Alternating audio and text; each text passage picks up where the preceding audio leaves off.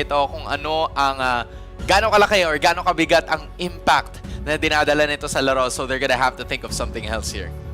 It's sayang, pero ito magandang testing phase to din as well. Para sa kaninang dalawa, kamusta ang hero pool natin? What is the top flex for both Kelra and Aaron Shiki? Kasi we hate to say it, or we love to say it rather, but these guys really are the main cores of their composite or their respective teams. Malayo yung performance nila Aaron Shiki when like with other players. They really do alam mo yun, sobrang sila yung contrast talaga. Yin and yang tong dalawang to. Yeah, I agree. In addition, you can also take note of the bans na meron dito ang Team Liquid Indonesia.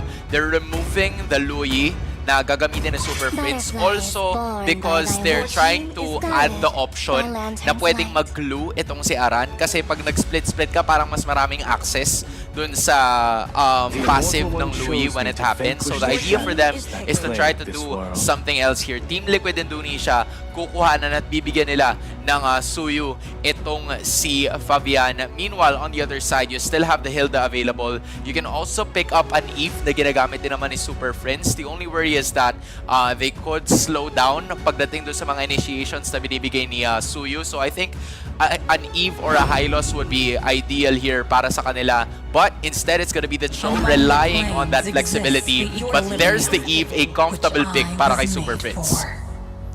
And so far, the Hylos still will remain a very powerful pick dito. Although Valentina hindi malayo para dito sa TLID. But the Matilda's gonna be open, and of course, very much classic for them. Hilda coming into play to the sisters. Yeah, that's gonna be the worry now para dito sa Fnatic Onyx Philippines kasi may access na ngayon ang Team Liquid Indonesia doon sa backline, specifically the real world manipulation na gusto nilang ibigay. So if you're Fnatic Onyx Philippines, you're gonna have to give like a bit of a more agile hero, yung kayang makapag-dash away na hero para kay Kelra, maybe the Beatrix, maybe the Harith, or some heroes like that na kayang alagaan yung mga sarili nila that wouldn't really rely on other tanky supports for them to stay alive. Kasi yun talagang kailangan nating alalahanin as of the moment. But a Fnatic Onyx Philippines hero could be very ideal para dito ngayon kay King Kong, and that is gonna be the alpha. It's, you know, gonna match up against the Suyu pretty well, pero kailangan din nila ng paraan para makatakas. Hindi, pinag-uusapan natin kanina, di ba? Like, we were talking about kay Coach Ark. Like, we were asking him way before, nung medyo bago-bago Suyo, what's the answer gonna be? You know what? Huwag mo na pag-isipan masyado. Try this hero. The alpha looks really good here. And once more, both gold laners still on the field. Yun ang super interesting dito. I feel like there's a lot of other options here. Posible nating tingnan dito. We were talking about the Harith a while ago, but instead, they're gonna be the ones to ban it out. Merong first pick ang Fnatic Onyx Philippines sa second phase ng ating draft. Kadalasan ang ginagawa naman ng Onyx is that they pick the Cho for flexibility tapos pipili sila ng Kali. That already is a threat that was eliminated now by Team Liquid Indonesia. Fnatic Onyx Philippines, they're still missing on that mid laner. Team Liquid Indonesia still missing on that mid laner, and a total of 1, 2, 3 heroes have already been removed. That's the Eve, the Zushin, and the Luyi. They could still go for a Farsa if you ask me, dahil medyo mahihirapan na umabot doon sa dulo yung Cho, given that there's already like damage output na kailangan niya kaharapin mula nung una pa lang with the Hilda and the Suyu involved. Yeah, and Valentina's still on the table. Pero ewan ko pag-iisipan ba nila na mag-ban out ng gold lane dito. Kasi kung yung TLID, para mag-aabala pa ba ako mag-ban ng gold? Obviously, we still have Moskov. Natan is also a possibility here for both these players. And that's going to be next on the chopping block. So that is both heroes coming in from Kirk and Brusco na tinanggal ng kanilang kupunan. Maybe a Beatrix would be ideal here para sa side ng Fnatic Onyx Philippines, but you're gonna have to be really careful here sa kung ano yung magiging idea nila. The Edith would have been so good for this composition, pero tinanggal yan ngayon ng TLID. So they're probably looking for another option na pwedeng gamitin ng Fnatic Onyx Philippines dito. And you were mentioning a while ago yung hero pool na meron itong si Kirk or si Brusco. Depende kung ano ang magiging ruta na gusto nilang gawin. Hylos is Or there's the Beatrix Yup. you mentioned. Oh my goodness. We're gonna see Kelra play Beatrix. This is gonna be a treat. I've always loved. Isa sa mga pinakaunang hero na napamangha ako kay Kelra. Yeah, and in addition, kinailangan nilang pumikap kaagad ng Beatrix kasi nagkakaubusan na ng mga gold laner. I mean, you had the Harith banned out, Granger and Bruno ay natanggal na rin. So maybe you could go for even a carry or like something that Natan, would really be Moskov. okay. Natan would be okay. Moskov would be okay as well para lang ma-caught off guard mo ang side ng Fnatic Onyx Philippines in different positions. So there it is, a Moskov na gagamitin ngayon nitong si Aaron Shiki. Final pick para sa TLID on this one. We're gonna get another burst mage on the mid. Valentina, Paramis, something The falling that can stars keep brought us here. aligned. There it is. Novaria! Now this Wow. is a possible scenario. Now, if you are Fnatic Onyx Philippines, the idea for you is to try to find someone para maabot mo yung nasa likuran. Kasi you're gonna be facing a really tanky trio here. That's the Hilda, Matilda, and yung Suyu. So the Cho might be ideal for them to reach the back line, pero kailangan pa ng isa pa so that the Cho's life ay hindi talaga masayang ng sobra. Final pick para sa Fnatic Onyx Philippines, we are still waiting for it as we speak. Yung Cho, hindi pa tayo sigurado sa kung ano yung magiging galaw. But the CC is the final pick ngayon para sa Fnatic Onyx Philippines. It's gonna be matching up kontra kay Aran with the Hilda. So rotations are gonna be really crucial in this matchup. The rematch, the faded rematch begins. The Filipino and Indonesian faithfuls ay matagal nang hinihintay ang laban na to. But now, we start the engagement. Casters, pasok. Pilipinas, magsisimula na ang mahabang gabi ng labanan ng Fnatic Onyx Philippines at pati na rin ang Team Liquid. Kami ang magiging casters nyo, nga pala si Umi. Kasama dito si Burrito na maghahatid sa inyo ng aksyon. Napakalapit na. Malapit na nga tayo mag-loading sa in-game, Burrito. Yun nga, at malapit na rin nating masaksihan ang unang laban para sa gabing ito or pinakahuling laban pala sa gabing ito, Fnatic Onyx Philippines and Team Liquid Wow. ID. Marami na sa comment section, malamang marami ng mga nagdidiskusyon dyan tungkol sa mga picks and bans ng mga players na to. Marami na nga nagpapaka-analyst dyan. Sinasabi nila yung Novaria nagbabalik. Kanina nakakita tayo ng Kadita and this time the Novaria making its entrance sa first game. At pati na rin of course yung response dito ng Fnatic Onyx na naglabas ng CC against a very tight XP lane matchup. No? Kung tignan natin yung banning phase kanina, medyo na-even si Kirk. Oo nga may ibinod talaga naganap doon. And for me naman, no, para sa Fnatic Onyx Philippines, ramdam nila na Oo. kahit saan naman natin ilagay itong Cho, okay lang eh. Pero ang kinonsidera nila dito, yung laning na kayang tumapat. No, kasi ngayon parang iba na ang nagiging rotation eh. Di ba Oo. parang napapansin natin sa Team Liquid, yung mid lane nila, dapat ay pumupunta na sa XP lane. At doon na nga ata nagsisimula at bumabalik lang sa regular na programming kapag dumating na yung unang pagong. Pero sa ngayon hindi pa natin nakikita yung real effects niyan. Si Aran ata ay bibigyan. Naku, pinupuruan siya dito. Nagamit na rin kagad yung Revitalize.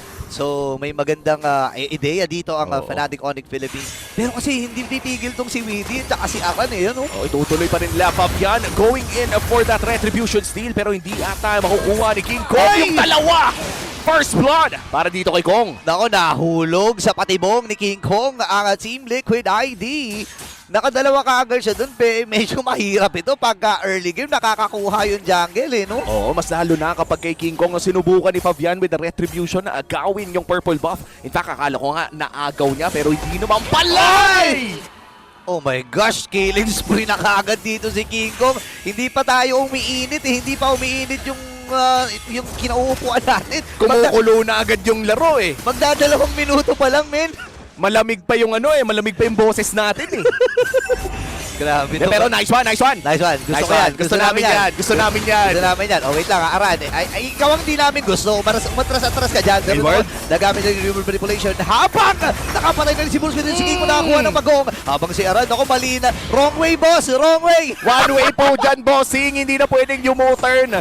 Nahuli ka na doon, bossing. 5-0 na ating score. Fnatic Onyx Philippines. Nakakalamang na talaga. Ito paborito kong part, burrito. Ano yan?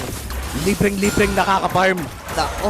Ang gold standard. Yun, isa pa yan, men. Isa sa mga tumatak din na hero ni Kelra. Itong Beatrix na hawak-hawak niya. Kung titingnan natin dun sa minimap, lugi eh. Nalulugi si Aaron Shiki dito at hindi na rin makadikit doon sa linya niya against sa Kelra. Oh, biruin mo naman.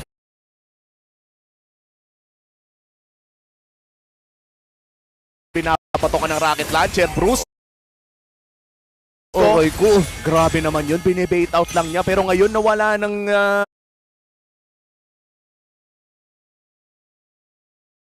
pantusok dito si Aaron Shiki.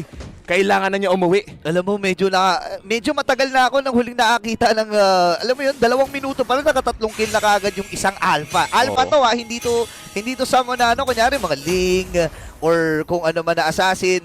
Alpha to na nakakuha kagad ng mahagang kill. Ang hirap kalaban nito sa early game eh. Sobra. At bukod pa dyan yung sustain din na meron nito, no? So, for the side of Team Liquid, ito, real analysis lang. Kailangan talaga nilang bumili ng oras at dito na natin makikita na ang CC talaga kaya pa rin makipag 1v1. Despite nasabihin natin best XP si Hilda, wala pa rin tatalo sa 1v1 ng CC. Oo, pinaparamdam nga yung Pinoy massage. Oo. Minamasahe yung likuran dito ni Aran ng mga yo-yo-yo-yo eh. Binigyan ka na ng hilot, boss. May hilot, no? Pinoy hilot. Pinoy hilot yan. Hindi lang 200 pesos per hour yan, boss. Mahal lang ata yung 200 pesos per hour ngayon. Hindi ko alam. Pang home service na ata. Talaga, hindi ko kasi ako natatry magbahilot eh. Kasi, alam mo na. Nandyan naman siguro ang pamilya. Di ba? Ayan na. Oh, wait lang ha. Kasi, Super family. super family naman to eh. 4 na minuto, 5 kill. Para dito sa Fnatic Onyx Philippines, 1K per minute ang super family dito. At si Fabian ay pinipilit din naman talaga na kumuha rin ng kanyang mga farm. Pero kasi, ito na naman ang Fnatic. Kumukuha na naman ng pagong. Yun naman ang maganda, no? Alam ng Fnatic Onyx Philippines na medyo nalulugi na talaga ang Team Liquid ID. Kaya naman pepuwersahin talaga nila. Ang pogi naman nun. Grabe naman. Ganun Pwede pala ba- yung combo. Fade away flicker. Fade away retry. Huwag naman yung Ay, fade hindi away. pala flicker. Sorry. Pag fade away flicker, next game na ang abot mo doon, boss. Oo nga pala, sorry, mali. Oh, yan na. Retry nga pala Brusco? yun. Okay, Brusco, naghahanap din ng sisipain. Sinipa doon sa may gilid, sa pader.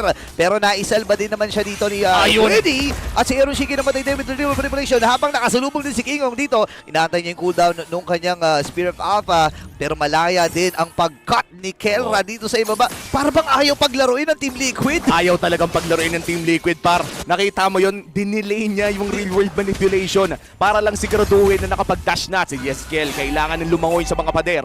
Mukhang mahanap naman ng suyo yung Joe, pero aambahan din lang ni Brusco at nilabas na nga ang tatak ng magaling mag-Joe. Ang hirap Yung talaga. amba-amba jutsu. Oo nga, yung parang nag-stutter step, di ba? Oo, yung starter step. Ibang klase talaga. Sa MPL Philippines pa lang Ito pinag-uusapan natin off-cam to Umi. Isa talaga sa pinakamagagaling sa henerasyon ngayon Oo. sa pagdating sa Chou ay itong si Brusco eh. Kumbaga parang kinailangan bumalik ni Yawi para may katapat. At ayan na, may kasama pang recall! Naku, natapatan din. Spear of Alpha! Naku po! Hindi rin nakapindot ng kung ano man itong si Aran. Ngayon, sasalubong din si Brusco. Wala naman siya sipa dito. Pero yung idea lang na di naman naman ginagwardyahan. Yun naman pala, bossing. Oh my gosh. Papasok lang para lang tumayo. Oo. Ibang klase si Brusco dito. Actually, kung titingnan mo nga in terms of level halos kasi level lang niya dito si Aaron Shiki tsaka si Aran. And si Kirk ngayon, ito na yung mga pakidlat jutsu, men. Nilabas na yung mga kidlat ng Fnatic Onyx. Another real-world manipulation dito in the mid lane. At mukhang pampoke lamang ito at mananakaw na naman ng purple buff ng Team Liquid ID. Game 1 pa lamang po, mas mataas yung gold lead kaysa sa minutes spent sa laro na to, tol. 8K gold lead, 6 minutes in. Ibig sabihin, kumikita sila ng 1,500 gold per minute. Ay, grabe. Compared to their Di ko alam kung tama yung math ko, pero alam nyo naman yung punto. Grabe naman yun, no? Akala ko ML lang, may mat pa pala to. Ito, lalaki pa. Ay, yan. Naagaw. Sige. Oh, At least may konting ROI para kay TLID. Oo, may conceal din sila na ginawa dito, ha. Ngayon, nag-aantay ng sisipain. Aaron Shiki, na-pin down itong dalawang miyembro from Fnatic Onyx PH, pero matagumpay muli ang pagbasag ng Torre sa may bandang ibaba. At buhay na buhay pa rin ang mga katorihan ng Fnatic dito, ha. Tinaan na sa sa siege power ng isang Beatrix. Talagang makikita mo na spam lang ng rocket launcher, pabira-bira dito sa mga Torre. medyo sumasakit na do si ano dito, si Aran at si Ezekiel. Ezekiel. Medyo kailangan ng iwasan pero ito naman ang sipa. Di nila may iwasan yung mga jump beats mula kay Kela Super Prince. Ang makakuha ng kill na yun, si Kirk. Tingnan mo naman ang Super Family, magkakahawak na kagad ang kamay at gusto na kagad kumatok at sumilip pa doon sa base ng Team Liquid ID. Look at the goal difference. Napakalala. Napakarami. Nag-a-average ng halos 2,000 gold ang lamang sa bawat roll. At bukod pa Wow. dyan, yung mga tore natin, bukod na lamang dun sa may bandang ibaba, pwede pa next game. Pwede pa talaga eh, pwedeng baunin, no? Dalhin muna dun sa ano, sa receiving area nila. Ipa-take out na lang natin. Ipa-take out na to go po, sir. Opo, pwede po pang game 2 eh. Di ba, men? 10,000 na ang kalamangan. This is the first time na makakakita ako ng isang kupunan na gaganito sa Team Liquid ID. At That's Fnatic Onyx PH lang ang kayang gumawa nito. Biruin mo, naglaban yung TLID tsaka RRQ. Dikit na dikit. Dikit talaga yung parang kung fan ka ng kahit isang team doon, mapapakilig-kilig ka doon, mapakembot sa kaliwa, kanan. Ito yung kembot mo, puro pa kanan lang eh. Puro pa Fnatic Onyx lang. Parang alam mo na kagad na sa likod ng mga utak ng actually ng mga nanonood ngayon, parang alam na nila na maaari nang makuha ito ng Fnatic Onyx PH. Pero again, Team Liquid ID to, kampiyon to ng MPL Indonesia. Hindi basta-basta Oo, I itong agree. kupunan na to at kailangan ding rumispeto ng Fnatic. At hindi naman kasi, alam ko pinagtatawan na ito, gumagawa tayo ng biro na parang napakadali para sa Fnatic Onyx. Pero para umabot sa punto na to ay may naskipa na naman. O yun na, si Aran ay hindi na naman makakapindot. Pang-alamang beses na yan, boss. Hindi na naman nakagalaw itong si Aran. 0-5-0. At malaya din nila makukuha ang unang Lord ng laban na ito. Grabe no, yung iisang objective dito ng Team Liquid ID, Aaron Shiki with the Spear of Destruction, yun lamang yung nangyari. At for Fnatic Onyx, a 12k gold lead, 9 minutes in. This is by far one of the most dominant. Wow. Kung last game nakakita tayo ng 19 kills mula kay Innocent, dito naman nakakita tayo ng 12k mula sa Fnatic Onyx. At Grabe. grabing pambubrusco na ang ginagawa ni Brusco dito. Ibang klase, hindi na rin mapakali ang Team Liquid ID kung saan sila pupunta dito at kailangan na lang nilang antayin yung flow ng mga minions na medyo umangat para sa kanila. Ito na naman ang next round. Number 2 na ata ito. Ngayon si Eroshiki na pa-out na nga rin lang at malayo na Oy! makukuha yung Torre na yun. Dapat nakasipa din. Ito si Brusco. Ngayon si Aaron, ni Boy pa rin nagamit yung revitalize. At si Brusco ay makakatakas din with 10% sa kanyang health. Ngayon transition sila dun sa may bottom lane at talagang may clearing operation dito ang Fnatic Onyx PH. Oo, may clearing operation talaga dahil dalawang nasulit. Bibilang na lang yung mga larobo rito. Oh no. Na kapag First Lord ay nakakakuha ng isang inhibitor. Pero sabi ng Fnatic, anong isa? Kumuha sila ng dalawa, tas mukhang gusto pa nilang tapusin yung laro, par. Parang tatapusin na nga ata nila to. Si Kirk ay binibait lamang itong si Fabian. Ngayon si King Kong tamang wasiwas lang ng kanyang espada dito or ng kanyang spear. And kung titignan natin, level 40 na pala si King Kong habang level na pala ito si Fabian. Ngayon, go nga ba dito ang Fnatic Onyx PH? Hindi, re-respeto at aatras sila. Kumbaga parang bored na sila dito. Tara, alis na nga tayo dito. Oo, tsaka imaginein mo, men, 4 minutes silang nanatili sa loob ng base ng side. Actually, no, 3 minutes lamang para kunin yung tatlong inhibitor turret na yon at mukhang babalik sila para sa engage. Pinato na ang mga jabombits dito para si Kirk. King Kong nakapasok sa isa! Sinalubong kagad dito si Ran. Nagamit yung Vengeance dito ni Kirk. Ngayon naman ay clear wave lang ang nagiging call nila dito. Dire-diretso lamang ang pagnonormal hindi No ni way. Kera at hindi nila mapipigilan. What a dominating game para sa Fnatic Onyx PH. Minamasahe pa lang yung Luminous Lord, men.